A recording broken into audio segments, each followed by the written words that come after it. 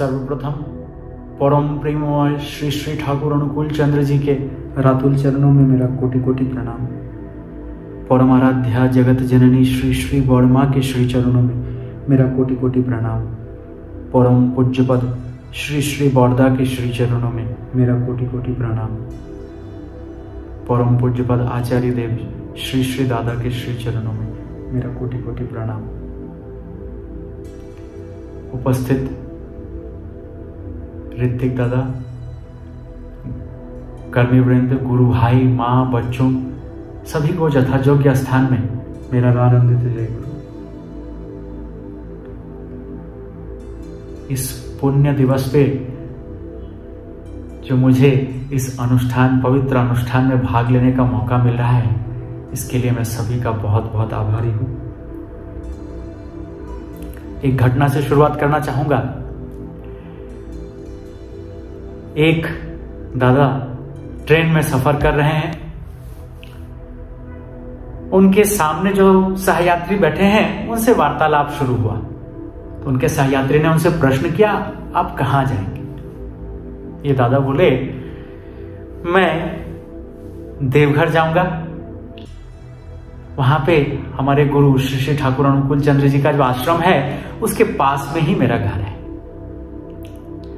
ये सुनते ही जो सामने जो सहयात्री थे जिन्होंने प्रश्न किया था, उनके मुंह से अनायास ही निकल गया, आप बहुत भाग्यशाली हैं। ये सुनते ही दादा थोड़ा सा, उनको समझ में नहीं आया। उन्होंने पूछा कि आप भी हमारे गुरु भाई हैं? तो ये सहयात्री बोलते हैं नहीं। फिर आपने क्यों बोला कि मैं बहुत भाग्यशाली हूं ये सुन के कि मैं ठाकुर जी का दीक्षित हूं?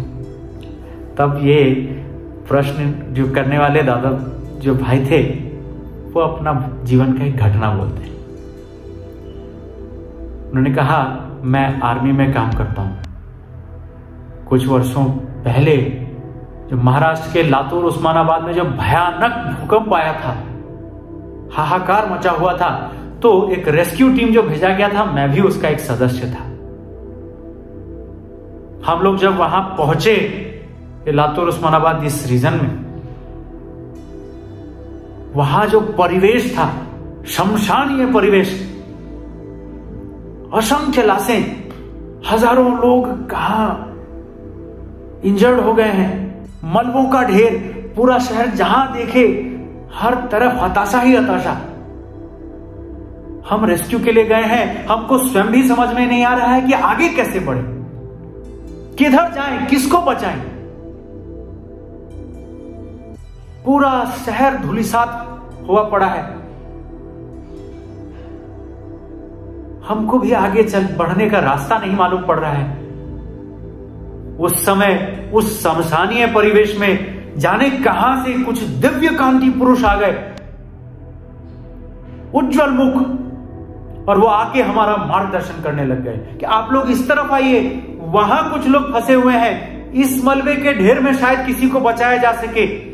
और जहां हमको हर तरफ हताशा ही हताशा, निराशा ही निराशा, अंधकार ही अंधकार नजर आ रहा था, वहां पता नहीं कहां से ये प्रकाशमान पुरुष, दिव्य पुरुष कहां से आए और हमारा मार्गदर्शन करने लग गए। हम भी अचंभित थे कि इस परिवेश में, ऐसा परिस्थिति में ये लोग कौन हैं। घटना चक्र में कई लोगों के घर भी जाना हुआ। छोटा छोटा घर, सामान्य घर, जहां बड़ी बड़ी इमारतें धूलिसात हो गई थी, ये कुछ एक सामान्य घर, एकदम अक्षुण्ण। इनके घर में क्या वातावरण, प्रत्येक के घर में एक चीज कॉमन देखा, एक फोटो। हमारे उत्सुकतावश हमने जब प्रश्न किया तो ज्ञात हुआ, उन्होंने कहा कि हम लोग सभी सत्संगी हैं, श्री श्री ठाकुर अनुकूल चंद्र जी के चरणाश्रित हुए हैं, उनकी दया से ही बचे हैं। तो ये सुन के उनका ये जो आर्मी के जो भाई थे, उनका जो ये अनुभव हुआ था, सत्संगियों से मिलके, गुरु भाई लोगों से मिलके, तो सहसा ही जब ये उक्त दादा को ट्रेन में मिले, इनके मुंह से निकल गया कि आप बहुत भाग्यशाली हैं। लेकिन ये भाग्य उदय हुआ तो कैसे? ऐसा परिस्थिति में, प्रतिकूल परिस्थिति में, ये जो उज्जवल मुख लेके रेस्क्यू टीम का भी जो ये पथ प्रदर्शन कर रहे थे, ये अंधकार से प्रकाश का सफर तय हुआ कैसे?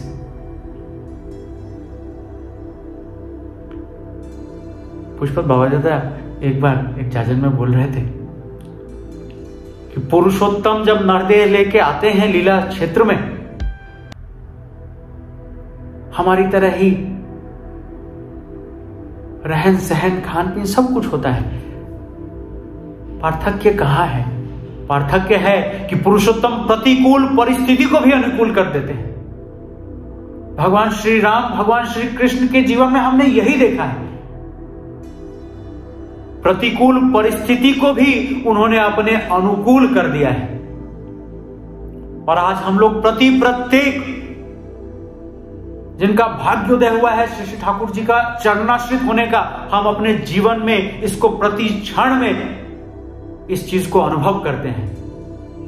अगर जब मन उनसे जुड़ा हो, जब मन ठाकुर में हो, तो परिस्थिति जैसा भी क्यों ना हो, वो परिस्थिति को, वो बाधा विपत्ति को अतिक्रम कर हमारे जीवन का आनंद उपभोग हम लोग करवाते हैं।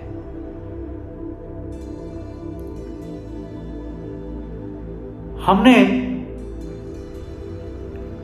अपना जीवन का चाह देखें तो एक मनुष्य का चाह क्या है?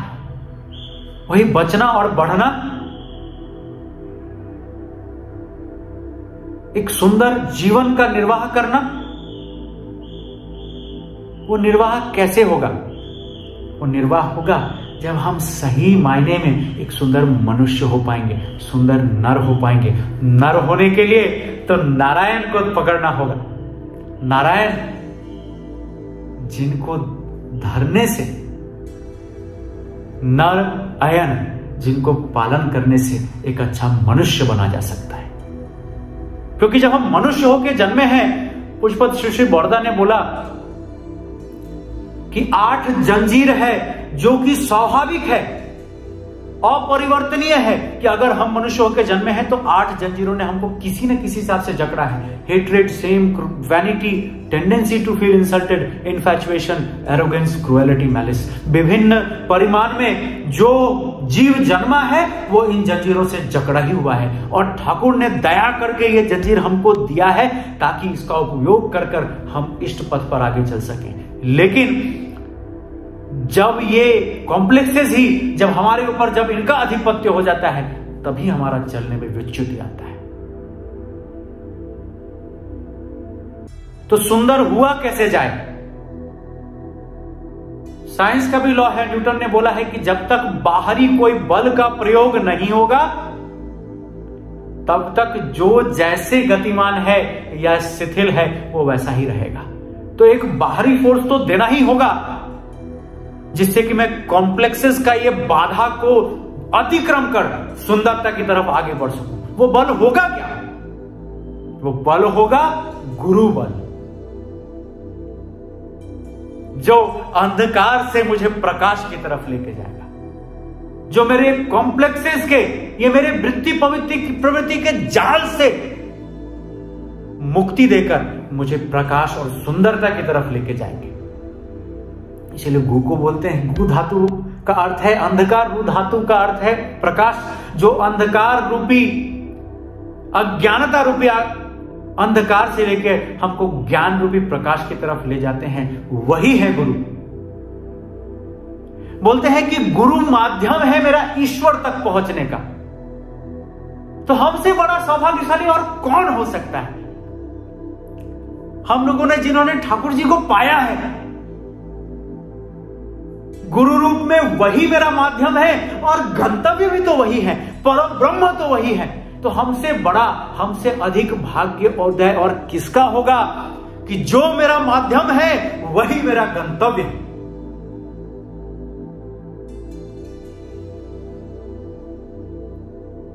ठाकुर को पकड़कर, ठाकुर को अंतर में जागृत कर कर हम उस सुंदरता को पा सकते हैं। हम उस प्रति जीवन के प्रत्येक पल में, प्रत्येक पद में अपना प्रतिकूल परिस्थिति को अनुकूल कर पाते हैं। और हमने शायद प्रत्येक ने इसको जीवन में अनुभव भी किया है उसी तरह।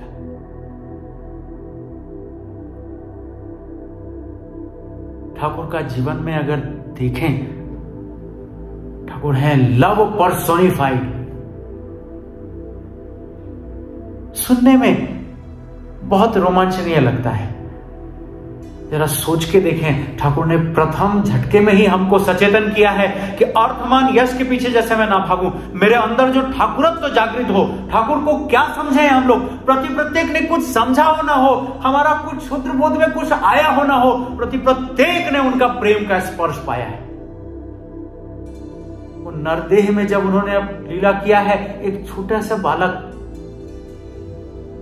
परिवार का आर्थिक परिस्थिति के हिसाब से एकमात्र ऐसा ऊनी वस्त्र जो कपकपाते ठंड के मौसम में उनको उस ठंड से बचा रहा है। क्लासरूम में आते हैं और उनका करुणा भरा हृदय तब आघातशील हो जाता है जब देखते हैं उनके सहपाठीगण, जो उनके सभी के पास, प्रत्येक के पास उनसे अधिक शायद ऊनी वस्त्र था, लेकिन जब वो लोहे की बेंच पर बैठे हुए हैं, लोहे का ठंड की वजह से वो कांप रहे हैं। एक क्षण का द्विधा नहीं हुआ और ठाकुर उस अल्प वयस में अपने शरीर पर जो एकमात्र ऊनी वस्त्र था उसको उन्होंने बिना द्विधा के एक क्षण में टुकड़ा कर दिया ताकि बेंच पर बिछा सके और उनके सहपाठीगण उस कड़कते ठंड से बच सके। अपना शरीर का एक क्लेश मात्र भी परवाह किए बगैर वो आंधी, वो तूफान में जहां बाहर निकलने से भी लोग घबरा रहे थे, ठाकुर दौड़ पड़े। क्यों? कहीं कोई एक वृद्ध व्यक्ति उस कीचड़ दलदल में फंसा हुआ है जो अल्लाह अल्लाह कर पुकार रहा है। उसका वो आर्त पुकार सुनकर ठाकुर दौड़ पड़े उनका प्राण रक्षा करने के लिए। प्राण रक्षा करके जब घर पहुंचाते हैं, वृद्ध व्यक्ति बोलते हैं कि आप ही मेरे अल्लाह हैं और कौन आ सकता है इस समय मुझे बचाने के लिए। सिर्फ मनुष्य ही क्यों, प्रत्येक जीव जंतु, ठाकुर का पूरा जीवन प्रेम का वितरण में ही से ही भरपूर है। और सम रियलाइजेशन इज गारंटीड। जिन्होंने पकड़ के थोड़ा बहुत भी करने का चेष्टा किया है, चेष्टा मात्र किया है, उन्होंने और कुछ नहीं तो ठाकुर का वो प्रेम स्पर्श पाया ही पाया है। ठाकुर को और क्या व्याख्या करेंगे? व्याख्या तो उस चीज का किया जा सकता है जिसके बारे में बोध जागृत हुआ हो। मेरे जैसा मूर्ख ठाकुर के बारे में और क्या जानेगा। लेकिन जैसा ठाकुर का बात है, प्रत्येक सम रियलाइजेशन इज गारंटीड, वही ठाकुर का प्रेम स्पर्श हम प्रत्येक ने पाया है। और वही पाकर तभी आज ये नाना अनुष्ठान बोले या जो कुछ सुबह संध्या प्रार्थना बोले, जजन जाजन इष्टवृत्ति बोले, वही ठाकुर से का प्रेम स्पर्श ही हमको बचाए हुए और उसी सुंदरता की तरफ अग्रसर हुए किए लिए जा रहा है। सियालदह स्टेशन पर कपकपाती ठंड में भीगे हुए पेपर पर अपना न्यूज रात बिता देते थे। पॉकेट में कुछ एक द्रव्य है जिसे शायद 2-1 बेला का भोजन जुगाड़ हो पाएगा। उनके सहपाठी ने बोला कि उसको अर्थ का बहुत आवश्यकता है। अपना चिंता किए बगैर बिना काल विलंब उन्होंने अपने पास जो कुछ भी था सब उजाड़ सब दे दिया उसको, और उसके फलस्वरूप अगला 4 दिन सिर्फ पानी पे गुजारा करना पड़ा।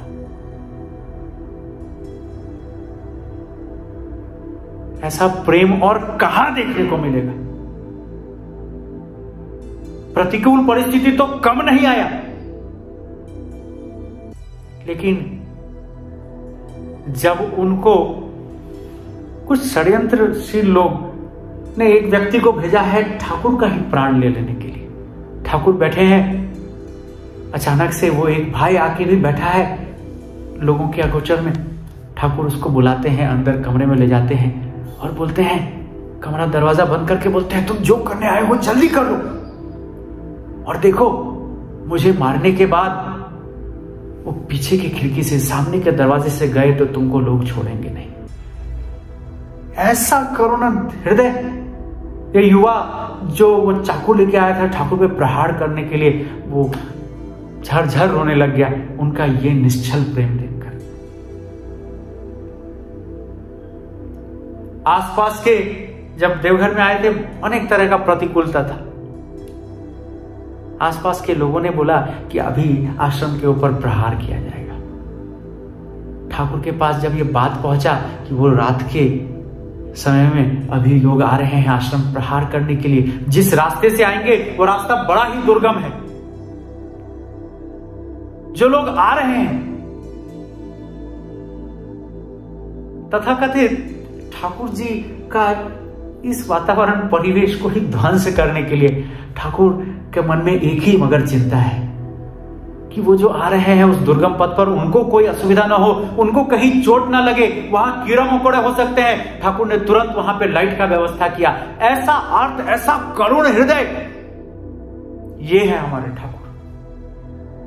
लव पर्सोनिफाइड, प्रेम का जीवंत स्वरूप,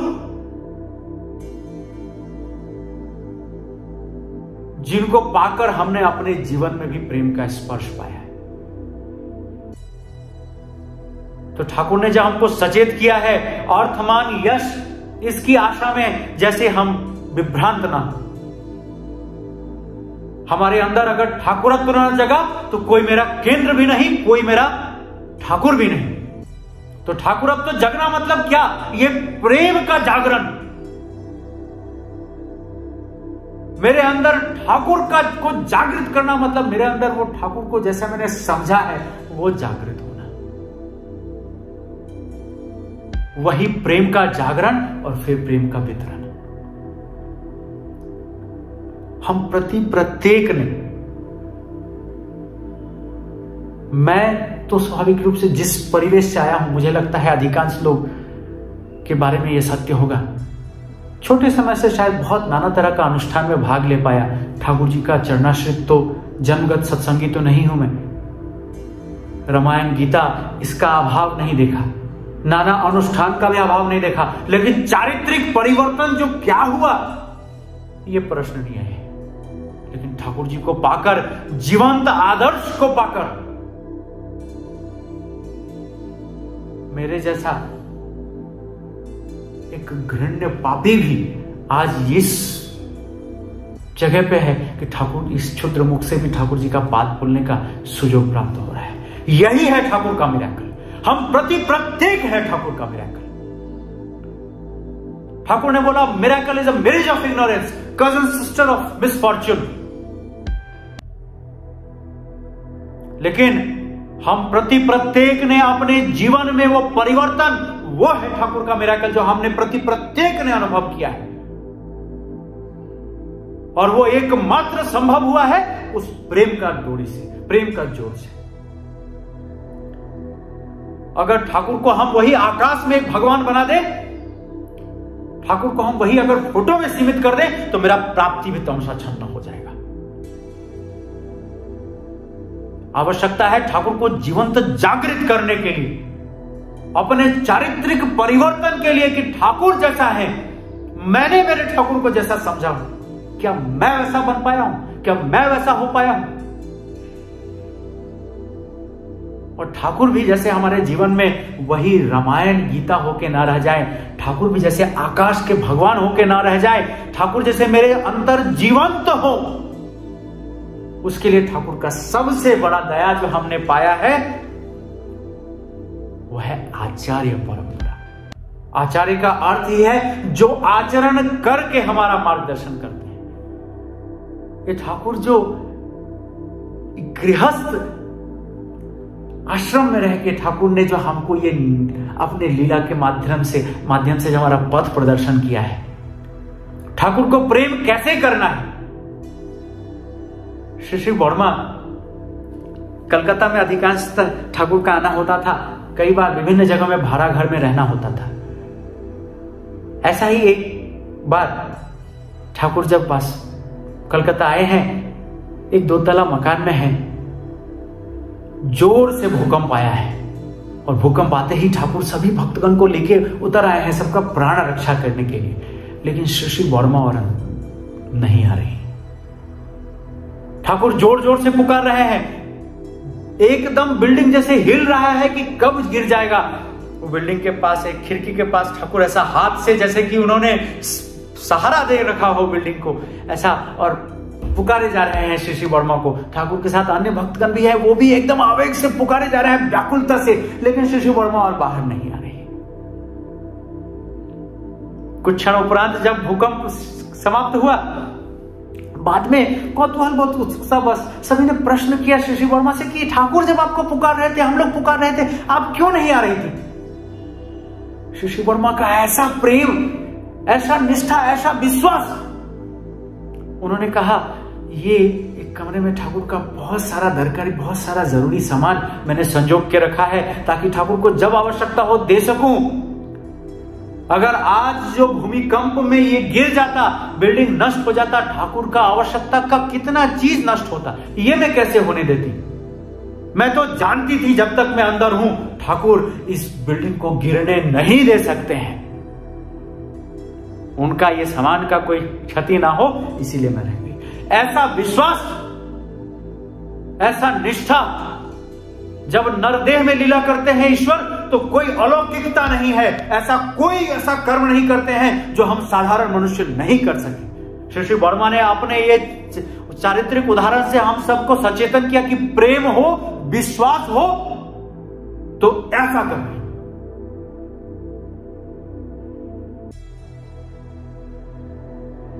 श्री वर्दा जब ठाकुर ने पूछा कि ये सत्यानुसरण, ये वाणी, ये सब किसके लिए, श्री वर्दा ने बोला ये सब मेरे लिए। हम लोग बोलते हैं श्री वर्दा को जीवंत सत्यानुसरण। ऐसे ही नहीं, मैं तो शायद, मेरा भाषा भी नहीं, ज्ञान भी नहीं, कुछ बोल के भी उनको छोटा करना ही होगा। फिर भी दो एक बात व्यक्त करना चाहूंगा। आज एक पुण्य दिवस में जब हम लोग परम पूज्यपद श्री वर्दा का जन्म दिवस उत्सव पालन कर रहे हैं,